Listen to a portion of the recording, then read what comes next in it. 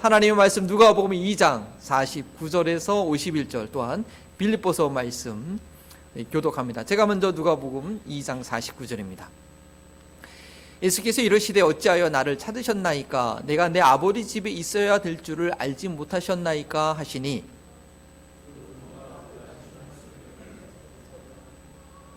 예수께서 함께 내려가사 나사렛에 이르러 순종하여 받드시더라. 그 어머니는 이 모든 말을 마음에 두니라. 빌립보서 말씀입니다.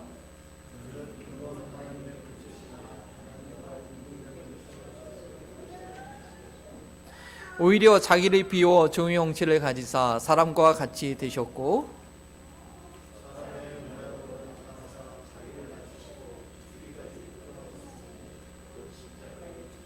함께 읽겠습니다. 이러므로 하나님이 그를 지극히 높여 모든 이름 위에 뛰어난 이름을 주사. 아멘. 이는 살아계신 하나님의 말씀입니다. 자리에 앉아 주시고요. 여러분들 순종이라는 단어를 언제 처음 들어보셨습니까? 아마 대부분 어렸을 때 어머니로부터 말 좀 들어도 말 좀, 응? 이런 훈계를 저희 다 듣고 자랐죠. 뭐 순종하라는 그런 얘기죠. 그 아이들이 처음 학교 갈 때 무슨 얘기를 하죠? 야, 학교 가면 누구 말 잘 들으라고? 선생님 말 잘 들어야 된다. 그렇게 얘기합니다. 이제 가정을 벗어나서 사회생활하면서 처음으로 질서에 대해서 배우는 그런 상황이 있는 것입니다. 사실은요, 이 순종이라는 이런 말은 믿음 생활하면서 가장 먼저 그리고 가장 자주 들어야 될 그런 단어고요, 또 가장 먼저 훈련되어야 할 그런 영역입니다. 그냥 믿음이라는 것은, 우리가 믿음 생활한다는 것은 더 이상 내가 내 삶의 주인이 아니라 예수님을 주인으로 삼고 그 예수님의 인도하심에 따라가겠다고, 순종해야겠다고 결단하는 것이 바로 믿음의 생활의 시작이 아닙니까? 이 순종이라는 단어, 우리 한자를 잘 아시는 분 저기 계시는데요, 순종이라는 단어 한자가 어떻게 되죠? 순할 순에다가 딸을 종, 그래서 종업원 할 때 종 따라서 하는 사람에서 종업원이라고 얘기를 하죠. 그래서 이게 순하게 따른다는 그런 한자 단어입니다. 억지로 무서워서 달갑지 않게 따르는 것이 아니라 좋은 마음으로, 신뢰함으로, 사랑함으로 상대방의 말을 행한다는 그런 뜻이죠. 저희는 지난주에 전심에 대해서 배웠습니다. 그래서 우리가 우리 전 마음을, 나눠지지 않는 그런 전심을 하나님께 드리면 어떻게 돼요? 하나님께서 하늘에 가득한 복으로 저희에게 내려주시는 것들이 있습니다. 그런데 우리가 전심을 드릴 때 하나님께서도 살아계셔서 우리에게 복을 주시는데, 그 복을 받을 수 있는 그릇이 바로 순종이라는 것이죠. 하나님께서 아무리 좋은 것을 주시려 해도 우리가 순종의 그릇이 준비가 되어 있지 않으면 담을 수 없다라는 것입니다. 그래서 믿음의 갈등은요, 결국 순종의 문제이고, 이 순종의 훈련을 아주 우수한 좋은 성적으로 이 훈련을 잘 통과하게 되면 그 이후에는 이 시온의 들과 열리는 것입니다. 오늘 설교 제목대로 이 순종은, 설교 제목을 한번 한번 읽어보시겠습니까? 자, 순종은 놀라운 삶을 여는 방식입니다. 놀라운 삶을 여는 방식이 바로 순종이라는 것입니다. 예수님처럼 행동하기 5번째 훈련은 바로 순종입니다. 그리스도인의 삶은 한마디로 순종의 삶입니다. 그리스도인들에게는 무엇이 주어지느냐? 사실은 날마다 순종해야 할 일이 주어지는 것이고, 그것을 기쁜 마음으로 신뢰와 사랑으로 행할 때에 내가 미처 보지 못했던, 내가 미처 경험하지 못했던 그런 새로운 삶의 영역이 광대하게 열리는 것입니다. 맨날 똑같네. 맨날 똑같네. 아닙니다. 영적인 세계에서 하나님의 계획하신 일이 날마다 새로운데 우리가 순종을 못해서 보지 못하는 것이죠. 우리 예수님처럼 행동하기는 계속해서 예수님께서 어떤 삶을 살았는지 보고 있지 않습니까? 그래서 예수님께서 어떻게 순종의 삶으로 시작하셔서 어떻게 순종의 삶으로 마치셨는지를 보면서 우리가 순종이 무엇인지, 왜 우리가 순종을 해야 되는 것인지, 어떤 영역에서 어떻게 순종해야 될지를 오늘 배우기를 원합니다.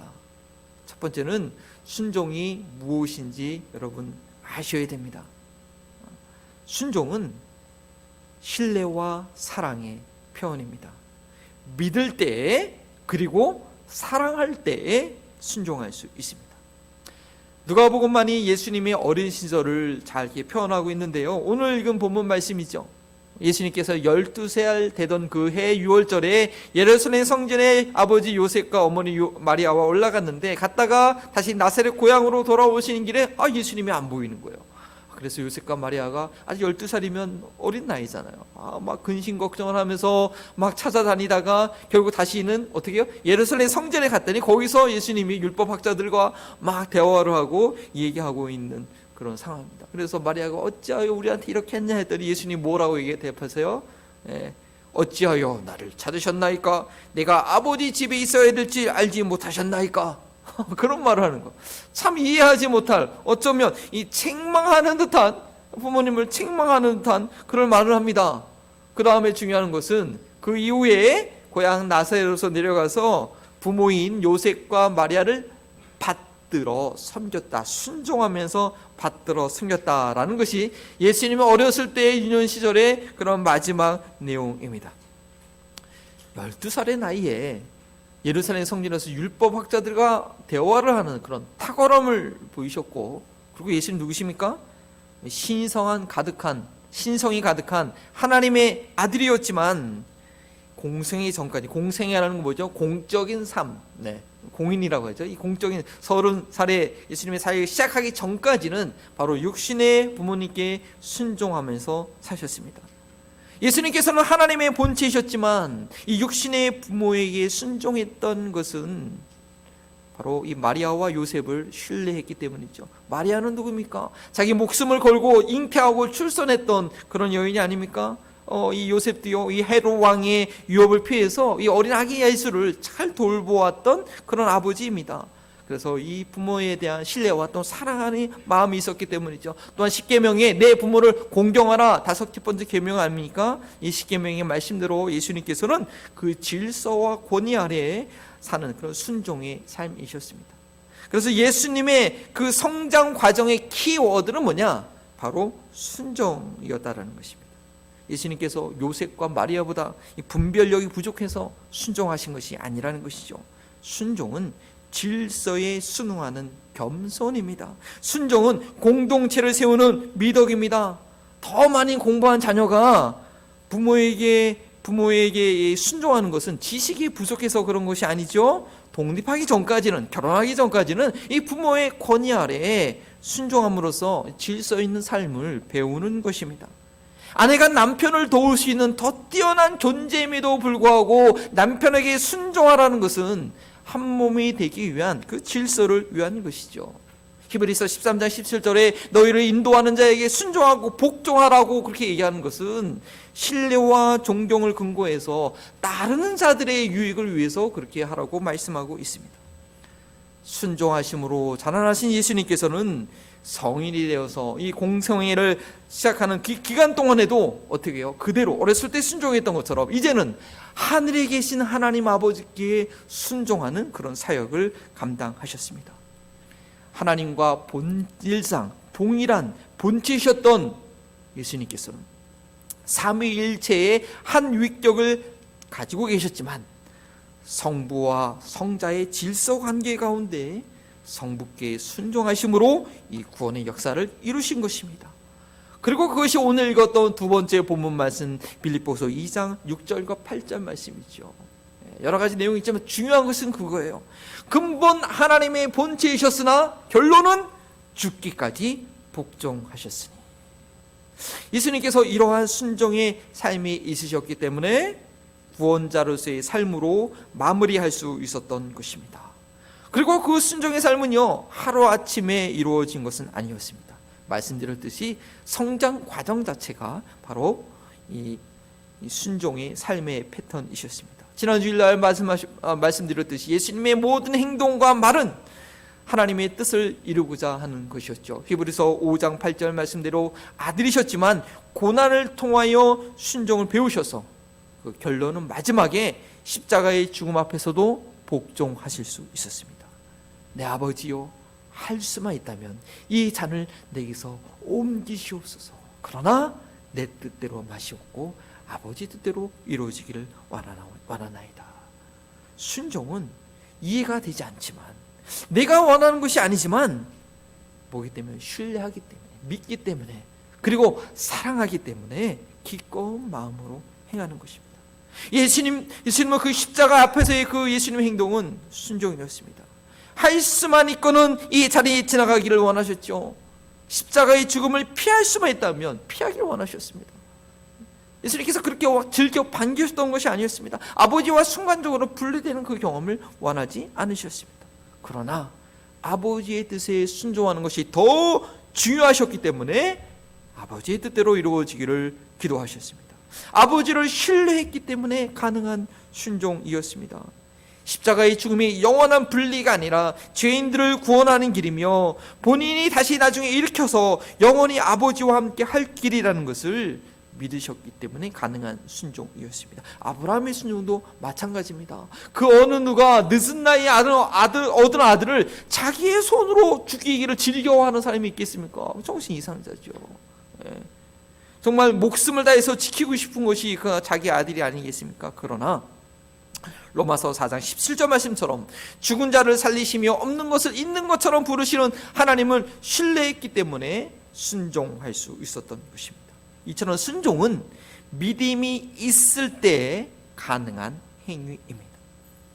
더구나 이 순종은 그렇게 신뢰할 뿐 아니라 사실은 사랑하는 마음이 있기 때문에 할 수 있는 그런 행동입니다. 다 이해는 안 되지만 사랑하면 할 수 있습니다. 내 남편이 하는 행동, 내 자녀가 하는 행동 도저히 이해가 안 되지만 사랑하니까 원해서 해주는 경우가 많지 않습니까? 예수님께서도 제자들에게 하신 말씀이 있습니다. 요한복음 14장 23절 앞부분 말씀이죠. 예수께서 대답하여 이르시되 사람이 나를 사랑하면 내 말을 지키리니. 나하고는 상관없더라도, 아니 내가 희생하는 일이라도 사랑하는 이가 원하면 즐거운 마음으로 하게 됩니다. 이처럼 순종이라는 것은요, 신뢰와 사랑을 근거로 내가 의지하는 자의 뜻을 받들어 섬기는 것입니다. 순종은 자신이 있는 위치가 어디인지 아는 그런 겸손한 자의 기본적인 태도입니다. 순종은 내가 의지해야 할 자가 누구인지 아는 그런 지혜입니다. 제가 부교육장 생활을 한 17년 동안 한 것 같아요. 부교육자 생활하면서 몸이 피곤해서 힘든 적이 있었지만 그렇게 크게 어렵지는 않았습니다. 왜냐면요, 교회 안에서 부교육자는요, 담임 목사님 말에 그냥 순종하기만 하면 되는 위치예요. 목사님이 이 사역하라고 하면 되고, 하지 말라고 하면 안 하면 돼요. 뭐 다른 사람 말에 요동될 필요가 없어요. 목사님이 하라고 하면 돼요. 뭐 즐겁게 정말 고민하지 않고 잘 사역을 했습니다. 때로는 그게 하라는 건지 하지 말라는 건지 분간이 안 돼가지고 의도하지 않게 실수한 일이 있긴 했지만요. 그래서 제 기억으로는요, 제가 부교육자 생활하면서 17년간 사역하면서 목사님 말을 어긴 적은 딱 2번 있었어요. 2번 다 이제 교회를 이제 그만두게 될 정도에 되니까 이 말을 안 듣게 되더라고요. 그 외에는 뭐 즐겁게 생활했습니다. 이 권위와 질서 아래 순종하는 삶은요, 어려울 것이 하나도 없고 고민할 것이 없는 아주 즐거운 삶입니다. 왜냐? 그 얘기한 사람이 책임져 주거든요. 목사님이 얘기했기 때문에 내가 어떻게 해도, 뭐 성도들이 반대를 해도 목사님이 다 막아주는 거예요. 책임져 주는 거죠. 사랑과 신뢰가 있기 때문입니다. 근데 이제 담임 목회를 하다 보니까 그런 권위 아래 내가 있지 않으니까 그게 참 서운해. 아쉬워요, 참. 물론 예수님을 담임 목사님으로 모시고 예수님의 말씀에 순종하면서 하면 되는데, 예수님이 눈에 직접 보이는 상황이 아니었어요. 아침마다 회의해가지고 불러주는 대로 이렇게 수첩에 적어서 또 이메일로 오는 거 딱 기록에 남는 그런 상황이 아니니까 이게 뭔가 예수님의 뜻인가 이게 분별을 해야 되는 그런 좀 어려움이 있게 합니다. 그래서 요즘에 드는 생각이, 이 부교육제 목사님 말 무조건 따르는 그런 훈련도 중요하지만 예수님의 뜻이 무엇인가 분별하는 그게 더 중요하지가 않았던가 하는 생각도 하게 됩니다. 그래서 제가 늘 말씀드린 게 뭐냐, 이 성경에 근거한 이 하나된 의견이 이 교회가 순종해야 될 주님의 뜻인지 알고 성경에 반대되는 내용이 아니면 이 하나된 의견에 저 역시 열심히 따라가려고 합니다. 그거 제가 신이 아닌 이상 어떻게 다 알겠어요. 성령님께서 우리 가운데 계시고 주님이 이 교회의 주인이니까 하나된 의견이 뭐 성경에 반대된 내용이 아니면 그게 우리가 순종할 주님의 뜻으로 알고 따라가기 힘쓰는 거죠. 순종이라는 것은요, 내 위에 있는 권위가 무엇인지 알고 인정하고 신뢰함으로 사랑해서 따라가는 것입니다. 두 번째, 이 순종은요, 믿음의 여정입니다. 이러한 순종은요, 어쩌면 믿음 생활의 전부이고 믿음을 유지하고 믿음이 또 자라나게 하는데 반드시 필요한 것입니다. 저희가 믿음의 길을 걷는 동안에 계속 우리에게 요구되는 도전은 다른 것이 아니라, 우리가 믿음의 길을 걷는다고 한다면 우리에게 계속해서 순종을 요구합니다. 내가 원하지 않는 것이고 내 이해로는 도저히 상상이 안 되는 일이지만 뭐냐? 믿는다고 한다면, 내가 예수님을 믿는다고 한다면, 내가 믿음의 길을 걷는다고 한다면 바로 순종이 우리에게 요구되는 것입니다. 히브리서 11장 1절은 믿음에 대해서 이렇게 얘기하고 있습니다. 믿음 다 아는 말씀이죠. 우리 함께 한번 읽어볼까요? 시작. 믿음은 바라는 것들의 실상이요 보이지 않는 것의 증거니. 바라는 것들이 실제로 내가 이걸 바랬는데 실제로 존재하게 되는 것은 뭐냐? 믿음이 있었기 때문이죠. 전혀 보이지 않음에도 불구하고 있다라고 증명할 수 있는 그 증거는 뭐냐? 믿음이 있기 때문인 것입니다. 그리고 순종은 믿음으로 나타나는 것은 바로 이 순종이 그 믿음을 보여준다라는 것이죠. 왜냐? 순종은 다 동의가 돼서 하는 것이 아니라 믿기 때문에 하는 행동이라는 것입니다. 순종은 나를 믿는, 나를 신뢰하는 것이 아니라 나를 부르신 이를 신뢰하는 것이 순종이라는 것입니다. 순종은 나의 가능성을 보는 것이 아니라 내게 말씀하신 이의 그 능력을 보는 것입니다.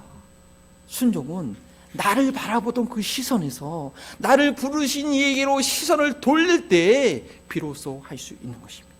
나의 갇혀있던 그 위치에서 나를 부르시는 향해서 그 발걸음을 과감하게 움직이는 것이 바로 순종입니다.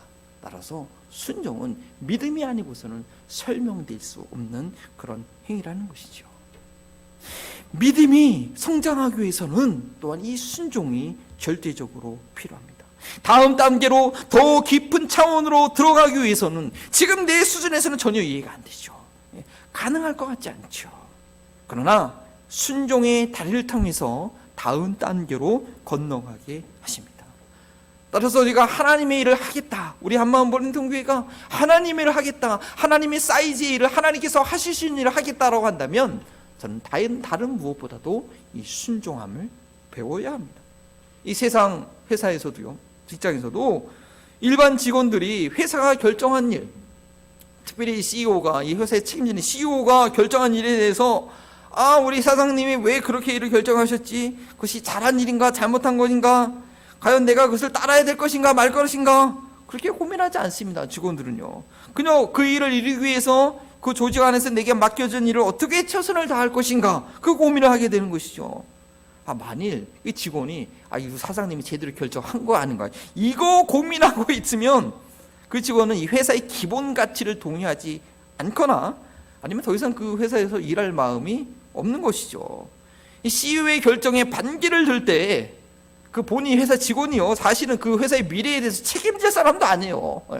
그리고 뭐 그 CEO가 결정한 걸 내가 다 이해가 알고 다 비평할 수 있어서 그럴 만한 지식과 안목이 있어서 그런 것도 아니죠, 사실은. 만약 그럴 수 있다고 하면 그 사람은 그 회사에 있을 필요 없습니다. 자기가 회사 차려서 자기가 운영해야 돼요. 자기가 하면 돼요. 그럴 능력이 있으면요. 하물며 하나님의 일을 하겠다고 모인 저희들은 어떠하겠습니까? 피조물인 저희가 하나님의 계획과 일하심을 다 이해할 수 있겠습니까? 이 일을 왜 이렇게 해야 되는지, 왜 지금 해야 되는지 이것저것 우리가 다 따질 수 있겠습니까? 그것을 다 이해한 이후에야 저희가 할 수 있겠습니까? 절대 아니죠. 내 스스로가 하나님과 같아지려고 나는 하나님이라고 생각하는 사람이 아니라고 하면 그렇게 생각할 근거도 없고 실력도 사실은 없는 것이죠. 그런 시도 자체를 하지 않죠. 하나님께서 오늘도 살아계셔서 일하시는 분이라고 믿는다면 그 일을 하도록 임무를 부여받은 것으로만 해도 저희는 정말 감격해서 그 하나님을 신뢰함으로 사랑함으로 순종하게 되는 것입니다. 이것이 하나님의 일이고 하나님께서 맡겨주셨다고 믿기 때문입니다. 그러나 하나님께서 살아계셔서 여전히 일하고 계신다고 믿지 않는다면 아무리 작은 일이라도 이것이 하나님의 일이라고 인정하는 믿음이 없게 되면 감정과 상황에 따라서 하나님의 일을 만홀히 여기고 소홀히 여기게 되는 것이죠. 믿음 생활하다 보면 그런 분들 때문에 막 시험 들 때 있어요. 막 실망돼요. 그럴 필요 없습니다. 왜냐하고 믿음이 없어서 그래요. 믿음이 없으니까 그럴 수밖에 없는 것이죠. 아직 순종을 배우지 못했고 순종이 무엇인지 모르기 때문에 당연히 그런 반응이 있는 것입니다. 신뢰와 사랑으로 인한 순종이 아니고서는요, 절대 하나님께 쓰임받지 못합니다. 하나님과 함께 손잡고 일할 수 없습니다. 하나님의 능력의 손에 붙잡히는 방법은 오직 순종입니다. 그분은 창조주시고 우리는 피조물이기 때문에 그렇죠. 그러나 우리 하나님은 자비와 긍휼이 풍성하신 분입니다. 우리의 연약함을 너무나 잘 아십니다. 저희가 순종하기 전에 갖게 되는 그런 의심과 그 회의와 이런 것들을 나무라지 않으시고 믿을 수 있도록 도와주신다는 거죠. 이게 참 복음이죠. 여러분들 모세가 부름받았을 때 생각해 보십시오. 패배감에 휩싸여서 저 미디안 광에서 혼자 쓸쓸하게 양떼를 치고 있을 때 하나님이 먼저 모세에게 나타나셔서 그를 부르십니다. 확신이 없어하는 모세에게 확신을 주기 위해서 지팡이가 뱀이 되고 다시 뱀이 지팡이가 되고 내 손을 안에 품었더니 문둥병이 생기고 바로 뺐더니 도저히 문둥병이 치료되는 그런 놀라운 확증을 보여주십니다.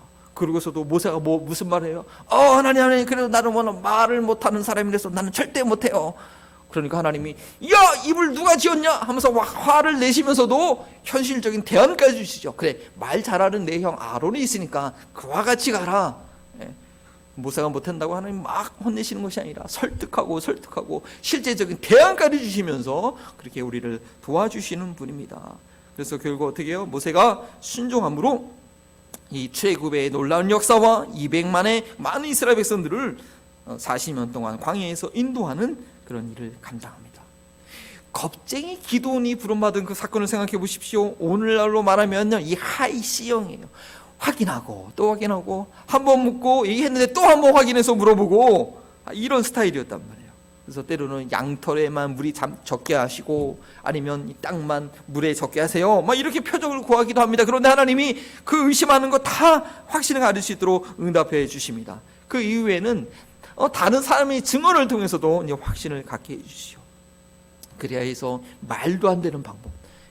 기도원 용사 300명을 데리고 이 미디안의 13만 5천 명을 7년 동안 이 이스라엘을 괴롭혔던 이 미디안 군사를 다 무찌르게 합니다. 하나님의 방법에 철저하게 순종을 한 것이죠. 믿음의 여정은요, 순종의 여정입니다. 우리가 순종함을 배울 때 교회의 직분을 감당할 수 있고 믿음의 비밀을 알게 되는 것입니다. 디모데전서 3장 13절 말씀이죠. 집사의 직분을 잘한 자들은 아름다운 지위와 그리스도 예수 안에 있는 믿음의 큰 담력을 얻느니라. 믿음의 여정을 성공적으로 마치기 위해서는요, 무엇보다도 순종함을 배워야 합니다. 예수님께서는 저희들을 이렇게 초청하셨습니다. 수고하고 무거운 짐진 자들아 다 내게로 오라. 내가 너희를 쉬게 하리라. 나는 마음이 온유하고 겸손하니 나의 멍에를 메고 내게 배우라. 그리하면 너희 마음이 쉼을 얻으리니.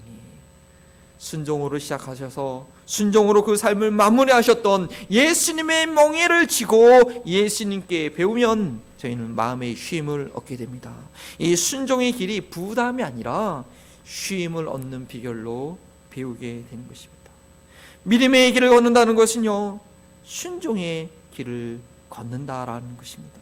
이해할 수 있기에 내가 할 만하기에 하는 것은 그것으로는 참된 믿음을 경험할 수 없습니다.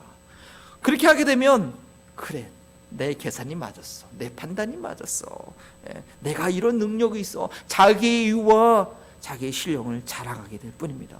순종함으로써 하나님께서 하신 일이라는 것을 우리는 경험할 수 있어야 됩니다. 어떤 일이 주어진다 할지라도, 어떤 일에 직면한다 할지라도 순종이라는 기본 자세를 가지고 있으면 그 일을 위해서 부르신 일을 의지함으로 나의 한계를 극복하는 그런 새로운 세계를, 새로운 믿음의 경지를 경험하게 되는 것입니다. 내가 감당하기에 너무나 어려운 일이 내게 한번 주어졌다고 생각해 봅시다. 그리고 내가 별로 좋아하지 않는, 나와 전혀 상관없어 보이는 그런 일이 주어졌다고 합시다. 어떻게 반응하게 될까요? 아니요, 몰라요. 저한테 왜 그러세요? 저 그러면 교회 안 나와요. 저 시험 들 거예요. 예. 뭐 초신자들은 그렇게 얘기할 수 있어요. 아직 뭐 믿음이 뭔지 성경을 통해서 배우지 못했으니까 충분히 그럴 수 있으면 이해가 됩니다. 그런데요, 믿음 사람은 처음부터 이 순종을 배우지 못하면 시간이 지나도 여전히 그런 분들이 계셔요. 순종을 몰라서, 믿음이 뭔지 모르니까 그렇게 하는 거죠. 그런데 이 순종이 훈련이 된 사람들은 어떻게 반응합니까? 그런 얘기를 들었을 때 좀 너무 부담되죠. 내가 원하는 것도 아니에요. 근데 먼저 주님의 뜻을 묻겠지요. 그것이 주님의 뜻과 상관된 것인지 확인하기 위해서 말씀을 묵상하면서 기도할 것입니다. 그러한 가운데 성령님의 감동하심으로 주님께서 내게 맡기신 일이라는 그런 확신이 들면 나의 상황보다, 나의 능력보다, 나의 관심사보다 다 이해는 되지 않지만, 할 만한 상황이 아니지만 주님의 뜻에 순종하는 것이 더 중요하기 때문에, 순종할 때 홍해가 갈라지고, 순종할 때 요단강이 멈춰지고, 순종할 때 시온의 대로가 열리는 믿음의 세계를 알기 때문에 믿음을 가지고 기대하는 마음으로 뛰어들게 되는 것입니다. 그리고 우리는 이러한 순종이 우리 믿음 생활의 패턴이 되어야 됩니다. 순종이 곧 믿음이라는 진리를 알고 인정해야 됩니다. 10년이 지나도 20년이 지나도 왜 모습 그대로이고, 하나님이 일하시는 그 역사에 대해서 늘 간증을 CBS를 통해서 유튜브로 듣는데 나는 간증할 게 하나도 없어. 왜 이런 일이 있게 됩니까? 이 순종이 믿음 생활의 패턴이 되지 않아서 그렇습니다. 주일 예배 똑같이 드리고 매일같이 성경 공부 참석하고 늘 성경 읽고 기도를 하는데 뭐냐? 뭐에 의해서 집을 짓고 있는 것입니다. 겉으로 봐서는 모릅니다. 네. 시간이 지나감에 따라 똑같이 믿음의 건물을 올라가는 듯합니다. 그러나 이 순종의 패턴이 없는 이들은요, 속빈 강정처럼 영향력이 없습니다. 자신의 한계를 내려놓는 그런 순종이 없었기 때문에 진정한 믿음이 무엇인가 경험할 기회가 없게 되고 겉모습만 간간히 갖추게 되는 것이죠. 목사라는 명칭은 있지만, 교회에서 늘 불려지는 직분이 있지만, 그 교회에 다닌 지 수십 년이 되었다고 알려졌긴 했지만 헌신을 필요로 할 때는 어디 간지 안 보입니다. 믿음의 역사를 일으켜야 할 때는 아무 영향력을 발휘하지 못하고 마는 것입니다. 마지막으로 저희의 순종이 나타나야 될 그 구체적인 삶의 영역을 우리 에베소서 4장 5장 6절 말씀을 통해서 말씀드립니다. 에베소서 말씀은 잘 기억하시면 좋겠습니다. 먼저는 교회 생활입니다. 교회에서의 모든 활동은 무엇으로 해야 되죠? 믿음으로 진행되어야 됩니다. 즉 순종함이 기본입니다. 교회에서 순종한다는 것은 무엇입니까? 누구에게 어떻게 순종해야 됩니까? 교회의 머리 대신 예수 그리스도께 순종하는 것입니다. 어떻게 예수님께 순종하는 모습은 어떤 모습으로 드러날까요? 교회의 하나됨을 지키는 것입니다. 나의 감정과 생각과 의지가 살아있는 것이 아니라 머리 대신 예수 그리스도께 순종하기 때문에 어떠한 지체들과도 조화를 이룰 수 있는 것입니다. 무엇이 주님의 뜻입니까? 하나됨을 이루는 것이 주님의 뜻입니다. 그래야지 복음이 증거될 수 있습니다. 어떤 목사님이 그런 얘기한 간증을 들었어요. 제가 봐도 그 집사님이 그렇게 목사님께 이메일 부르고 보내고 그렇게 회의 시간에 얘기하면 목사님 자존심상해서 목회하시지 않아요. 근데 목사님 하는 말이 꿀꺽 삼켜야 된다. 왜? 교회를 위해서. 내가 교회를 위해서 그런 얘기도 못 듣겠냐. 근데 부교육자들 앞에서 좀 우리가 봐도 민망스럽거든요. 근데 목사님 우리가 얘기하시는 거예요. 교회를 위해서 꿀꺽 삼키는 거다. 교회가 하나가 되기 위해서. 우리한테 그런 게 필요한 거죠. 두 번째는 가정생활입니다. 믿음의 열매는 가정에서 확인이 되어야 합니다. 가정에서 어떻게 순종함을 보이겠습니까? 위기 질서에서 복종하는 것입니까? 가정의 진정한 질서는 에베소서 5장 21절 말씀대로 그리스도를 경외함으로 픽자 복종하는 것입니다. 교회사를 통해서, 정말 교회사를 통해서 우리가 예수님을 경험해야 돼요. 교회생활을 통해서 예수 그리스도를 경험한 이들은 가정에서도 남편과 아내 사이에, 부모와 자녀 사이에 그리스도께서, 예수님께서 주인으로 계신 것이 느껴집니다. 보여집니다. 그래서 그 그리스도를 볼 수 있기 때문에 그 남편이 잘나서가 아니라, 그 아내가 지혜로워서가 아니라 오직 그리스도를 경외함으로 피차 복종하고 자녀들을 분노하지 않게 양육하게 되는 것입니다. 그 또한 그리스도를 경외함으로 말도 안 되는 요구이지만 부모를 공경하며 순종하게 되는 것입니다. 가정천국 이루는 것, 그리스도를 경외함에 있습니다.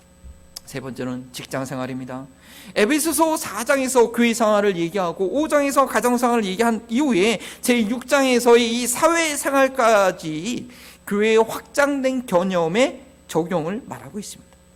우리가 직장의 상사를 대할 때 어떻게 되냐? 저 꼰대를 어떻게 골터주는 게 아니라 그리스도께 대하듯 직장의 상사를 대하라고 합니다. 단순히 직위 때문에 그런 것이 아닙니다. 단순히 권한 때문에 그런 것이 아닙니다. 눈가림으로 할 것이 아니라 신실함으로 충성되게 대해야 된다고 합니다. 왜냐? 저희가 모든 하는 일들은, 그리스도의 이름으로 하는 일들은 주님을 섬기는 것이고 주님께로부터 인정받고 그 상사로부터 인정받는 것이 아니라 주님께로 인정받고 주님께로 보상받게 되는 것입니다. 내가 그 직원을 위해 그 상사를 해서 이렇게 충성해도 아무 직원 나한테 인정 안 했지만 주님께서 나를 인정해 주시기 때문인 것입니다. 삶 가운데 예수님께서 나와 함께 하심을 느끼고 순종하는 이들이 가질 수 있는 어려운 직장 생활의 비밀인 것입니다. 우리 상사들도 마찬가지입니다. 내 위에 누가 예수님께서 보스로 계신다? 내 위에 보스로 누가 계신다? 믿는 사람은 내 위에 예수님께서 보스로 계신 것을 알고 부하 직원들에게 함부로 힘을 발휘하거나 말하면 안 된다는 것이죠. 내가 그렇게 얘기하기 전에 내 위에 보스 예수님이 계시니까 먼저 예수님께 허락을 받고 예수님께서 하시듯 해야 됩니다. 즉 주님께 순종함으로 하는 것입니다. 마지막으로 우리 하나님과의 관계에 있어서 순종입니다. 에베소서 6장은 영적 전쟁을 위해서 전신갑주를 입으라고 말하고 있습니다. 그리고 악한 영을 대적할 수 있어야 됩니다. 우리 그리스도인들이 대놓고 하나님을 대적하거나 대놓고 하나님의 일을 반항할 그런 담력 있는 사람은 거의 없어요. 두렵죠 못하죠.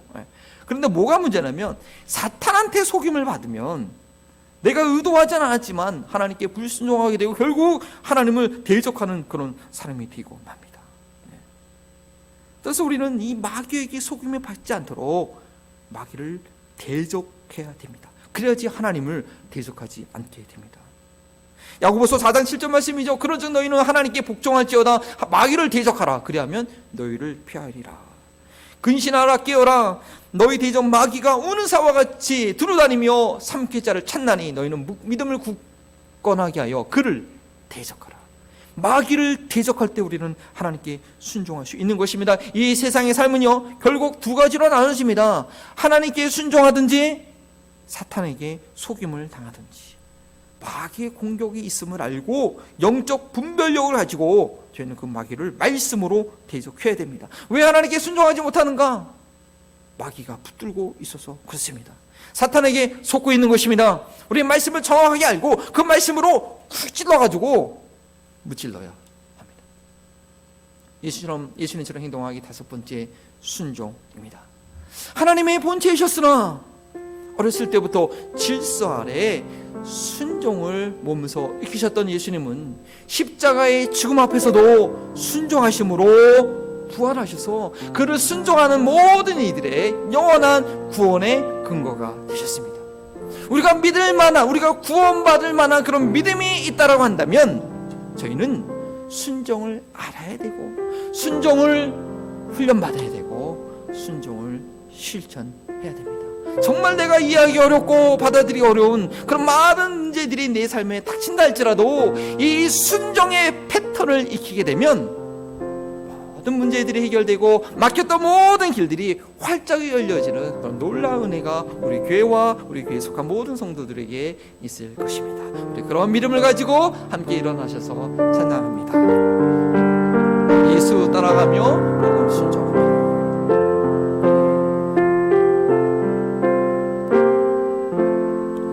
예수 따라가며 복음 순종하며 우리 행할 길 원하겠네. 주를 의지하며 순종하는 자는 주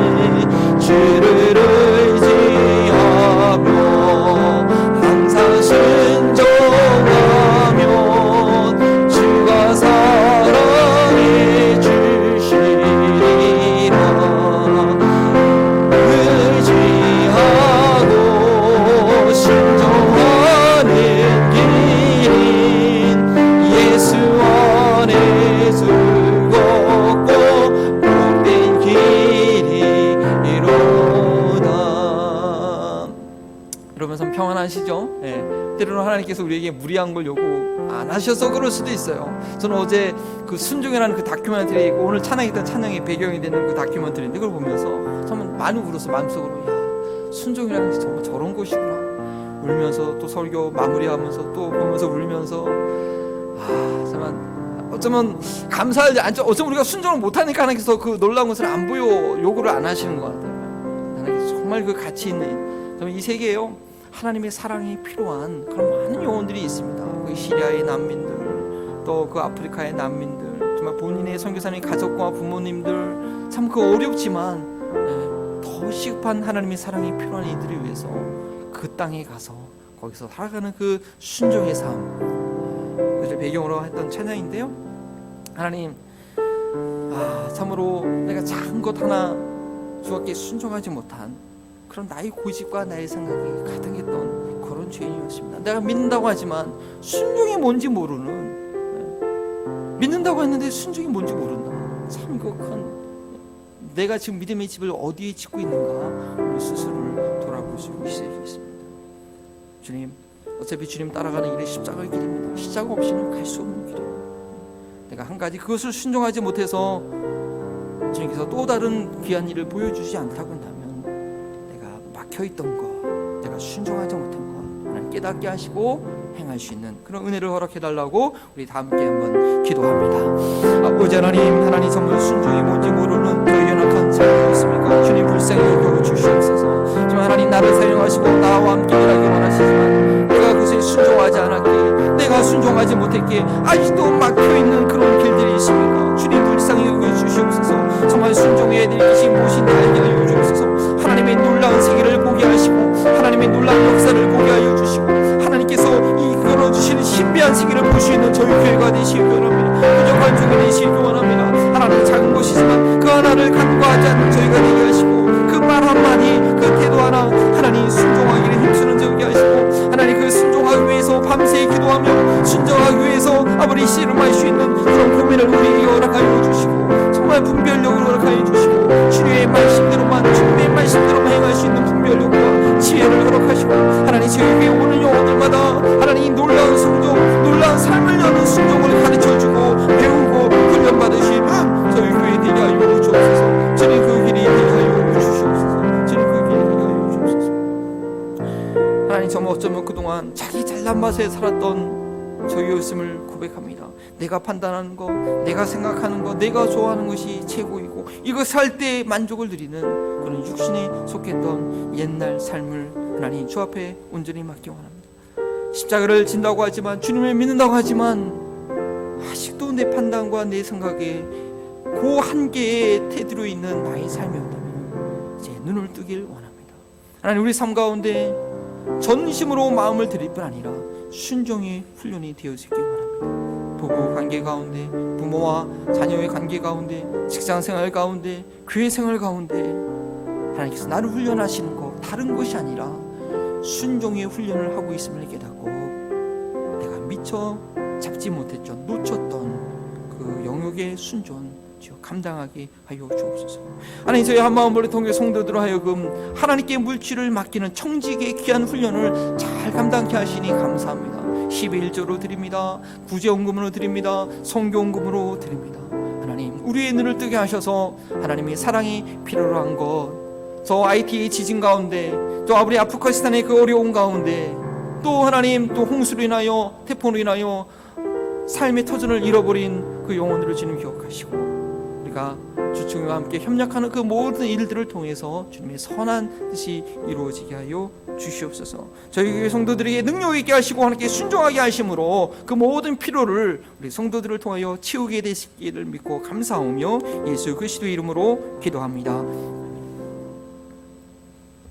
이제는 구원받을 죄인을 위해서 순종의 길을 걸어가신 성자 예수 그리스도의 은혜와 순종의 길 가운데 능력의 손으로 붙들어 주시는 우리 성부 하나님의 사랑하심과 순종이 무엇인지 알려주시고 행할 용기를 주시는 성령 하나님의 교통하심이 보배로운 믿음으로 인하여 순종의 길을 걷기를 결단하는 우리 사랑하는 모든 한마음 버린 통교회 성도들과 또 온라인 가운데 주님을 만나고 있는 귀한 지체들과 이 지역사회와 선교 현장 가운데 지금부터 영원토록 함께 하시기를 축원합니다. 아멘.